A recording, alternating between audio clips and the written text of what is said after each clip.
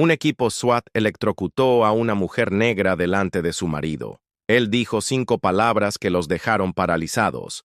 «¡Atrás, viejo, o serás el siguiente!», gritó un agente enmascarado al dispararse la pistola eléctrica. Eleanor cayó al suelo, su cuerpo de 65 años convulsionando violentamente mientras las bolsas de la compra explotaban a su alrededor. Huevos rotos, manzanas rodando bajo las botas tácticas y leche salpicada en el hormigón de la entrada. Marcus Washington, de 68 años, la vio desplomarse como una marioneta con los hilos cortados. Ni por un segundo su rostro delató pánico o ira. Décadas de disciplina adquiridas en misiones que nunca aparecerían en los libros de historia mantenían su respiración bajo control, su mirada alerta mientras la bota de un agente la presionaba contra el suelo. Evaluó la situación con la precisión de quien ha sido entrenado para sobrevivir a lo imposible.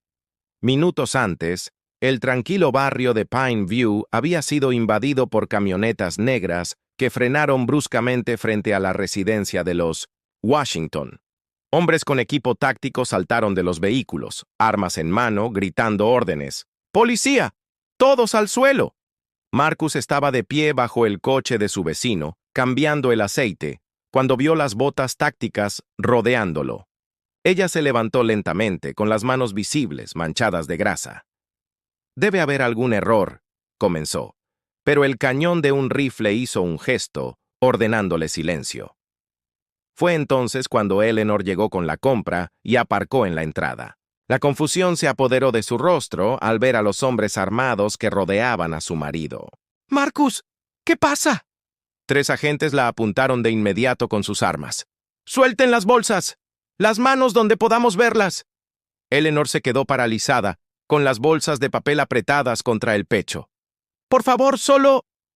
No, obedecía con la suficiente rapidez. La voz nerviosa de un joven agente cortó el aire. La voz de Marcus atravesó el caos. «Es mi esposa. Solo lleva la compra». Una bota la presionó con más fuerza en la espalda. «Sospechosa que no coopera. Señora, última advertencia».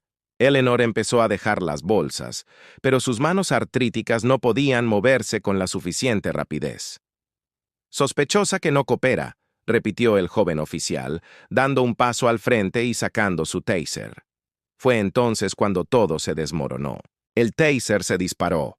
Eleanor cayó, y Marcus observó cada movimiento con la calma de quien ha presenciado los peores horrores de la humanidad. El tiempo pareció detenerse mientras décadas de experiencia al más alto nivel de operaciones militares encubiertas cristalizaban en un único momento de absoluta claridad. «Déjenme levantarme», dijo con serena autoridad.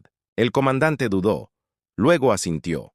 Mientras Marcus se ponía de pie, aún esposado, lo miró directamente a los ojos y pronunció 5 palabras que lo cambiaron todo. «Llamen al general Santiago». El efecto fue instantáneo. El comandante del SWAT parpadeó con una momentánea confusión en el rostro. A su alrededor, el equipo táctico mantenía sus posiciones, con las armas aún en la mano. «¿Se supone que eso nos asusta, viejo? Estamos ejecutando una orden de arresto contra Rafael Méndez. Tráfico de drogas de alto nivel». La fanfarronería de Marcus se mantuvo firme. Su expresión permaneció inalterada, con la mirada fija en el comandante. «Aquí está Alama. Pineview 457. Quieren el 457 de Pineview Avenue, con otro código postal». Su voz se mantuvo firme a pesar de que Eleanor seguía inmóvil sobre el concreto. «Ahora quítenme estas esposas y llamen al general Diego Santiago al comando central. Necesito ver a mi esposa», añadió. «Tiene problemas cardíacos». Uno de los miembros del equipo táctico, mayor que los demás, se acercó y le susurró algo al comandante. El hombre palideció visiblemente.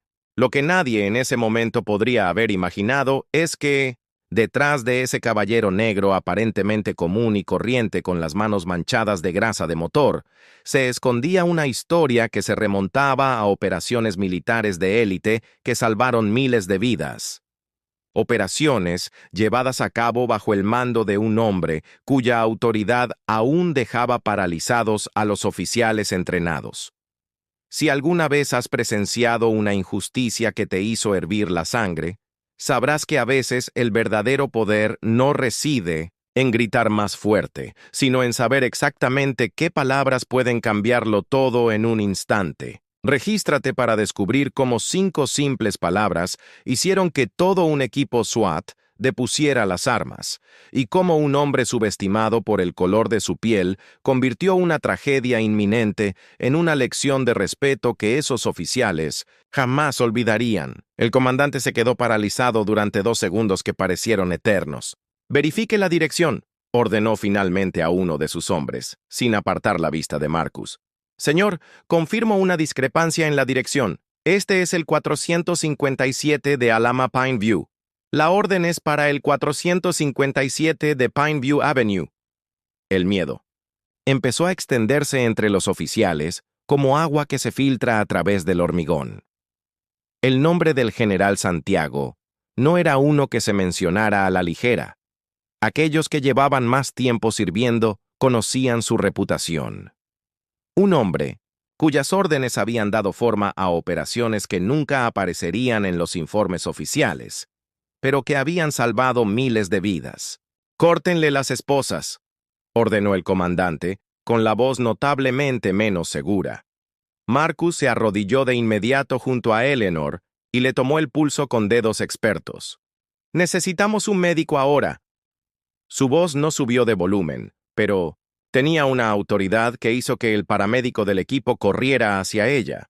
40 minutos después, dentro de la residencia Washington, el caos continuaba afuera. Eleanor descansaba en el sofá, con una manta sobre los hombros y una compresa fría en el pecho, donde las ondas de la pistola eléctrica la habían impactado.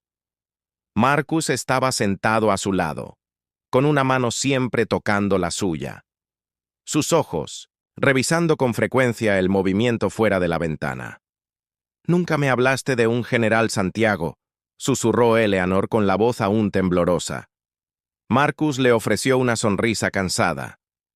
«Hay muchas cosas que nunca te he dicho, hermosa, por una razón».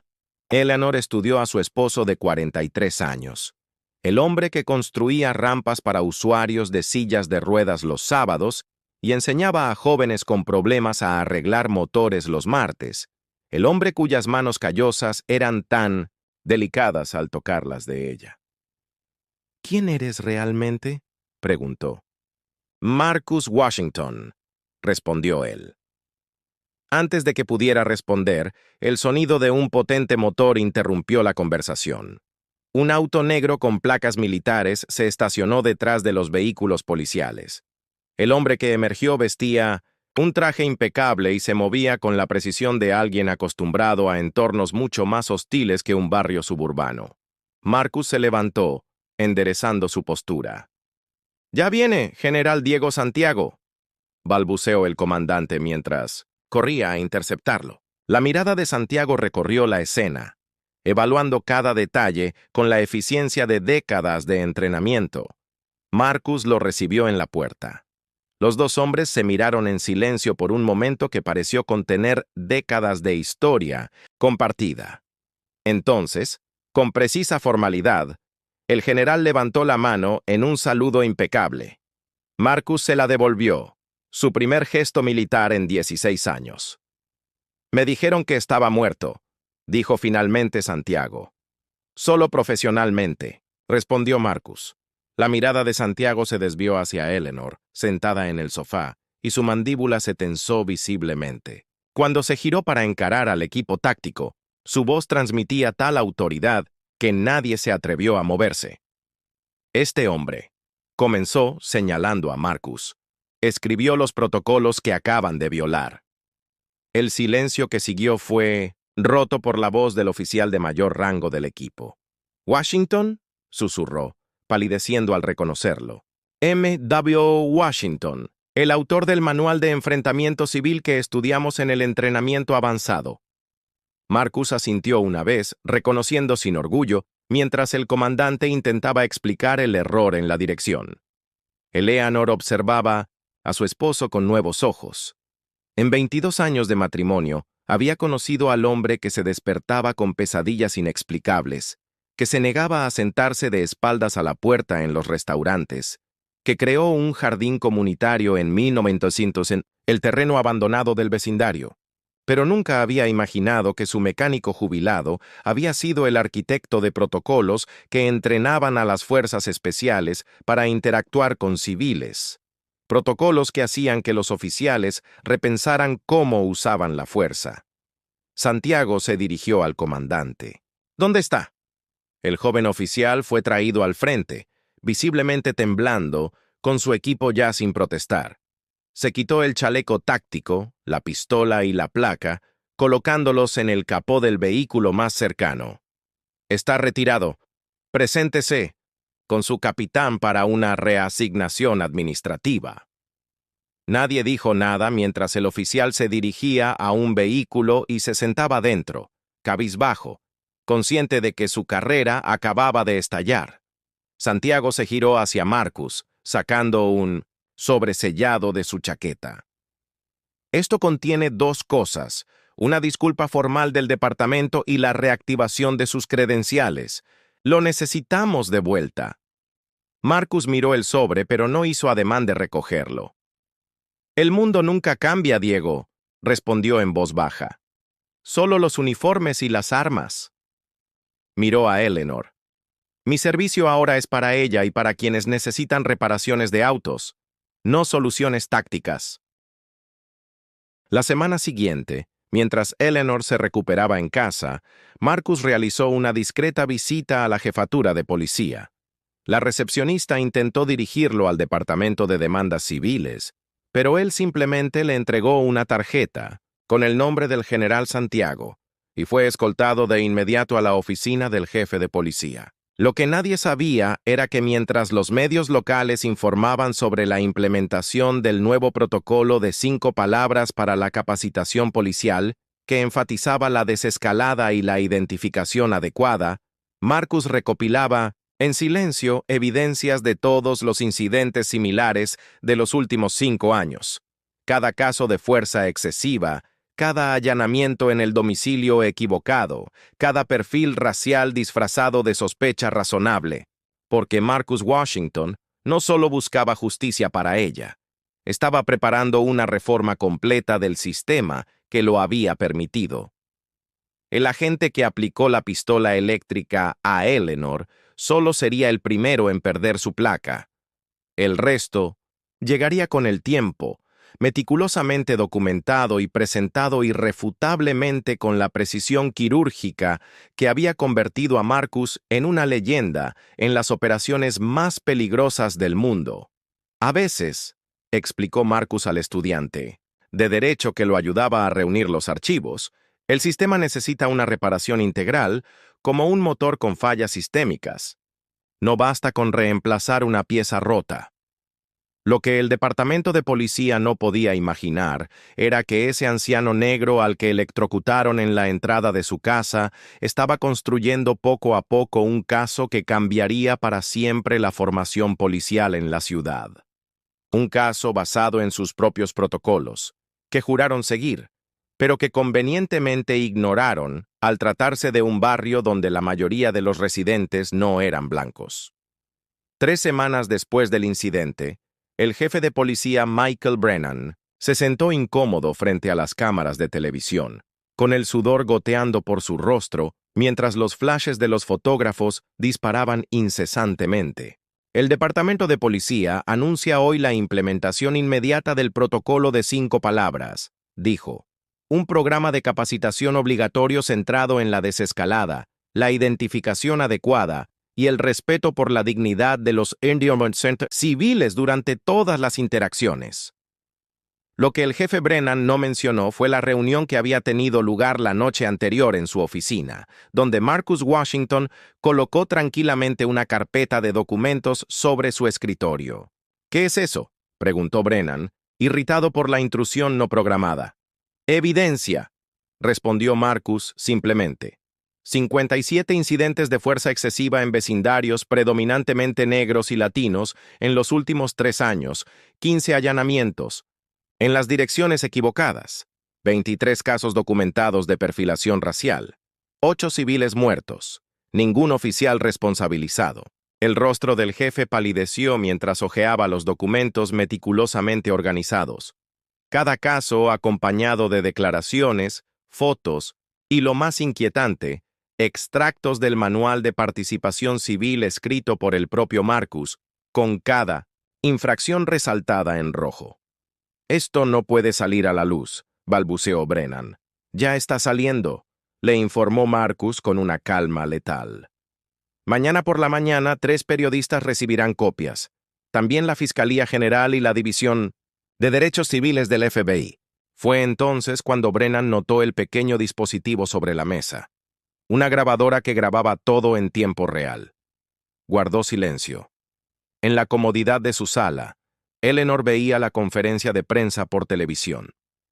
El jefe anunciaba cambios en el entrenamiento, la revisión de las políticas sobre el uso de la fuerza, la creación de una comisión civil independiente para supervisar las quejas contra la policía y la destitución inmediata de 7 oficiales, incluyendo al comandante, que había allanado su casa.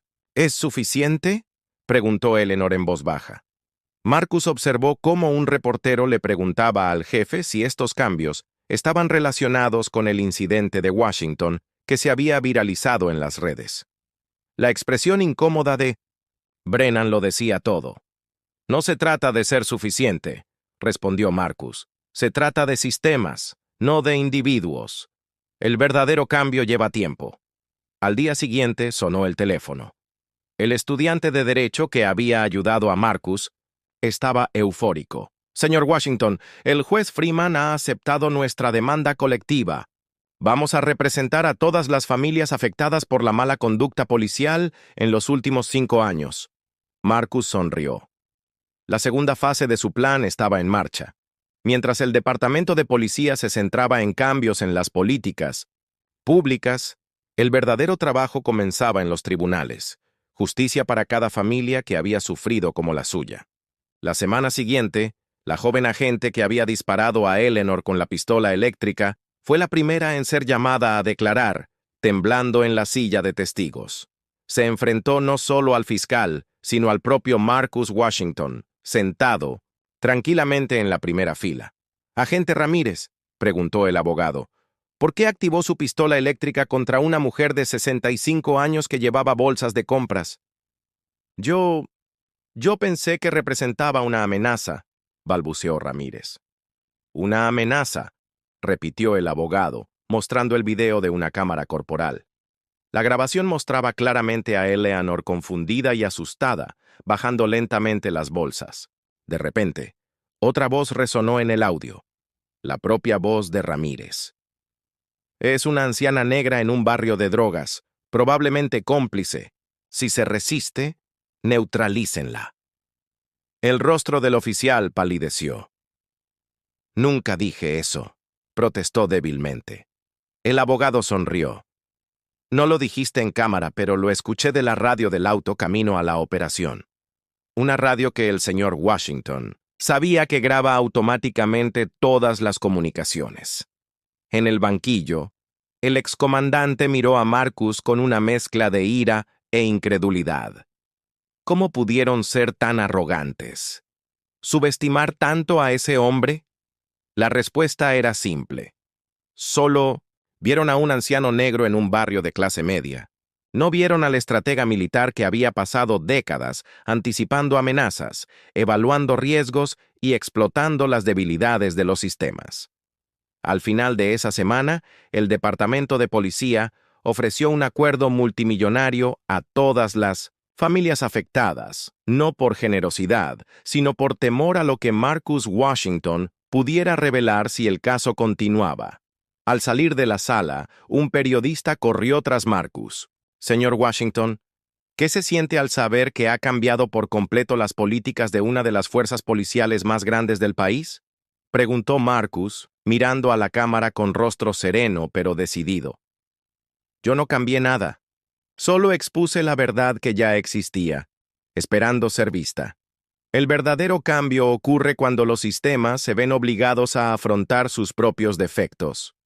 Mientras caminaba hacia su coche, Marcus observó a un joven policía recién graduado, observando la escena. El joven, visiblemente nervioso, se acercó.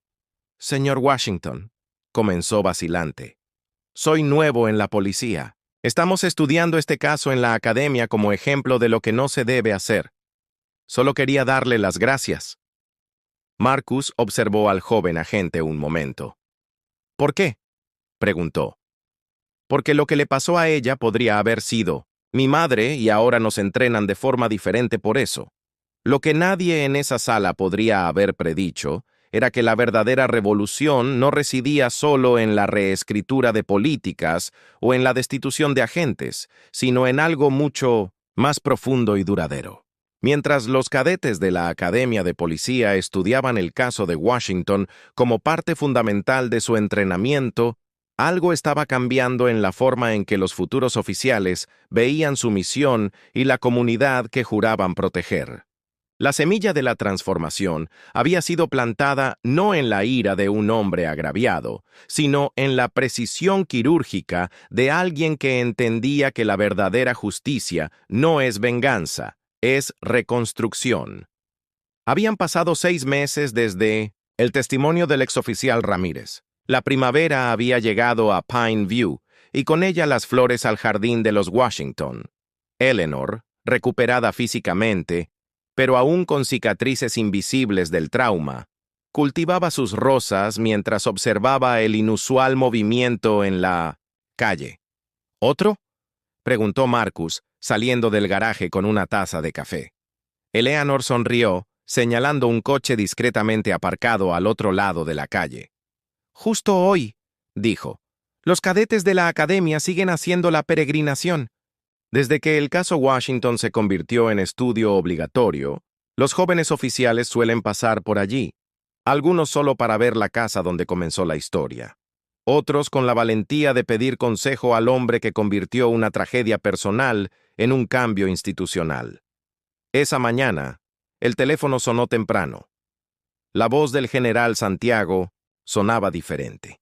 Ya no intentaba persuadir a Marcus para que regresara, sino con una nueva propuesta. «Han creado un puesto», explicó Santiago. «Comisionado de Supervisión Civil. Supervisarás todas las operaciones tácticas de la Policía Metropolitana. Reportarás directamente al alcalde. El comité de selección te necesita».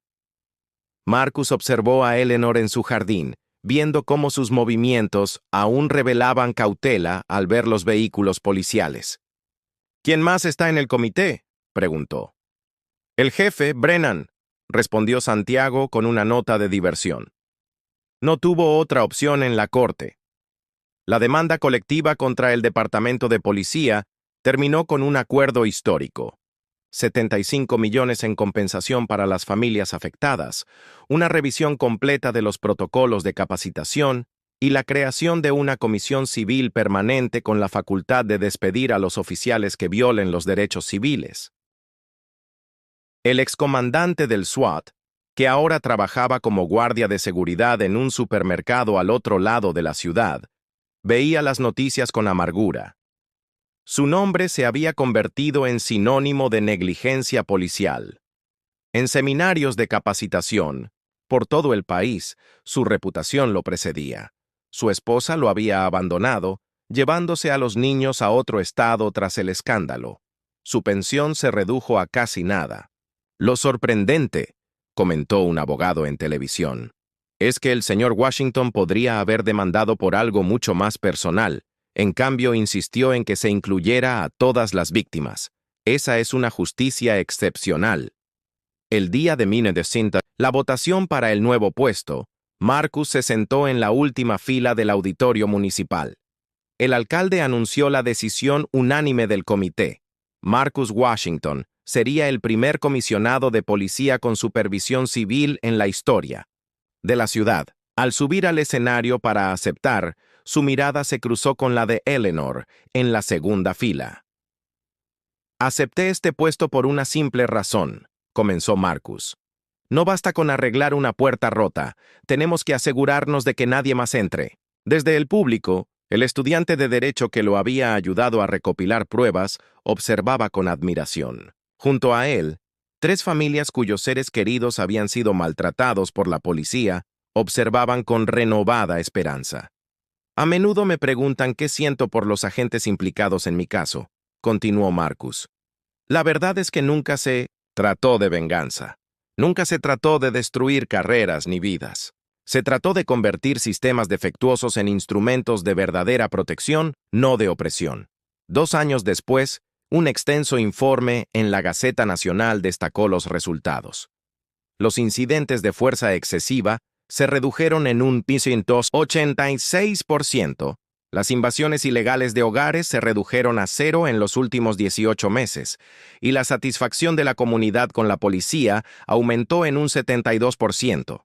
El modelo Washington, como se le conoció, fue adoptado por otras 12 ciudades. La Academia Nacional de Policía renovó por completo su programa de participación comunitaria, y el manual actualizado incluyó un estudio de caso detallado sobre el incidente que lo cambió todo. Una tarde de otoño, Eleanor observó por la ventana cómo Marcus charlaba con un grupo de jóvenes oficiales en su jardín, 3 negros, 2 latinos y una mujer. Todos escucharon atentamente mientras les mostraba cómo acercarse correctamente a una persona mayor. ¿Alguna vez imaginaste que ese día terrible nos traería aquí?, preguntó ella cuando regresó. Marcus la besó en la frente. No, respondió. Pero siempre he sabido que cualquier sistema, por muy roto que esté, se puede arreglar con las herramientas adecuadas y la voluntad de hacer el trabajo correctamente. Esa noche, mientras veían las noticias, un reportaje especial destacó el 5º aniversario del protocolo de 5 palabras. La cámara mostró a los nuevos reclutas en entrenamiento, estudiando el caso de Washington y practicando técnicas de desescalada. Entendemos que la protección policial solo funciona cuando toda la comunidad es valorada por igual, explicó un instructor. La raza, la edad o el nivel socioeconómico nunca deberían determinar el trato a un ciudadano. Eleanor apretó la mano de Marcus. 5 palabras realmente lo cambiaron todo, murmuró. No fueron las palabras, respondió Marcus en voz baja. Fue lo que vino después. La resistencia silenciosa, la determinación no solo de ganar una batalla, sino de transformar la guerra. En el garaje, una carpeta desgastada contenía el sobre que el general Santiago había dejado en ese fatídico día, nunca abierto, nunca necesitado. Junto a él, una colección de cartas de agradecimiento de familias que finalmente habían encontrado justicia, de cadetes inspirados para servir de manera diferente y de comunidades que ya no temblaban ante el sonido de las sirenas. La joven oficial novata que se había acercado a Marcus después del juicio ahora dirigía una galardonada unidad de participación comunitaria. El señor Washington me enseñó que la verdadera autoridad no proviene de una placa, explicó en una entrevista. Proviene del respeto que se gana al proteger la dignidad de cada persona que conoce. Cuando los periodistas le preguntaban a Marcus si se consideraba un héroe, su respuesta siempre era la misma. Los verdaderos héroes son aquellos que transforman sistemas rotos en lugar de simplemente sobrevivir a ellos. Son los que usan el dolor como una herramienta para construir un mundo mejor, no como un arma para causar más dolor. En una de las placas que inauguraban el nuevo Centro de Capacitación en Derechos Civiles había una simple cita. Sistemas, no individuos. Cambio, no venganza. Lo que comenzó con 5 palabras dichas bajo extrema presión, se había convertido en una filosofía completa de reforma, demostrando que la verdadera justicia no consiste en castigar a los culpables, sino en reconstruir un sistema que ya no cree víctimas.